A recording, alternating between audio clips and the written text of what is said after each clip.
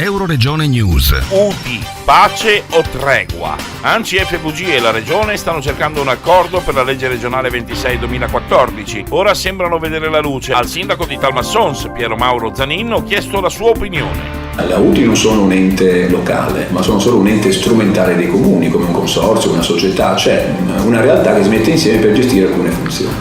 Le funzioni che le UDI dovranno gestire le decideranno i comuni, e quindi saranno i comuni a decidere cosa gestire insieme, e il livello territoriale può essere anche non tutto l'ambito dell'UDI, quindi per il Codoripese e gli 11 comuni, ma può essere anche dei subambiti, cioè si può ragionare anche con comune vicino, così come stiamo facendo in maniera responsabile da tanti anni.